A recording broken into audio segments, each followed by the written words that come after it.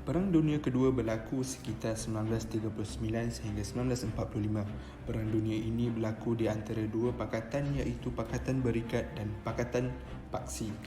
Peperangan pertama yang berlaku di antara China dan Jepun. Faktor peperangan tersebut adalah kerana pihak China tidak membenarkan tentera Jepun untuk memasuki bandar Wenping dan seterusnya imperialisme Jepun ingin meluaskan kuasanya dari segi politik dan ketenteraman dan juga menguasai bahan mentah, makanan dan buruh-buruh di China. Serangan Jepun Pearl Harbor Amerika Syarikat. Pada awal peperangan, Amerika Syarikat telah menyekat Jepun untuk mengeksport barang mentah dan juga petroleum. Oleh sebab itu, Perdana Menteri Jepun Tojo Hidei melancarkan operasi serangan yang diketuai oleh Laksamana Yamamoto. Serangan ini telah mengakibatkan 7 kapal yang dikenali sebagai Battleship Row dan serangan ini tetap gagal untuk memusnahkan Pearl Harbor di Amerika Syarikat. Perang Pasifik telah bermula di Asia Tenggara pada tahun 1940 yang dianggotai oleh Jepun menyerang Indochina Perancis selepas insiden Pearl Harbor. Kemudian, setahun selepas itu, Jepun telah mula menyerang Asia Tenggara untuk mengelakkan permintaan bantuan dari Amerika Syarikat. Pada awal perang ini, Jepun telah mendarat di sebelah Thailand dan bermula untuk menceroboh dari Tanah Melayu ke Singapura.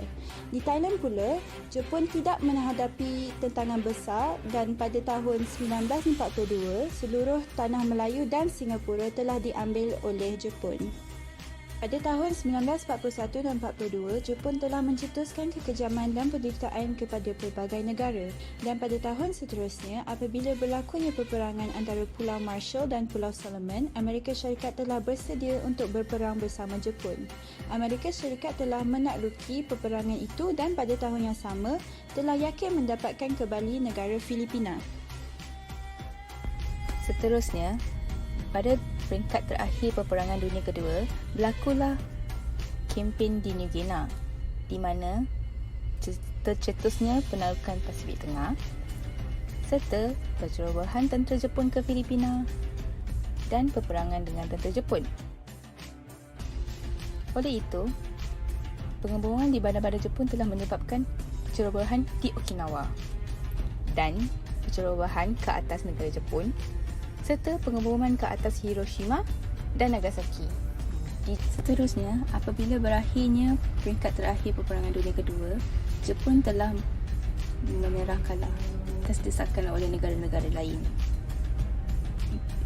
Dan berakhirlah peperangan dunia kedua.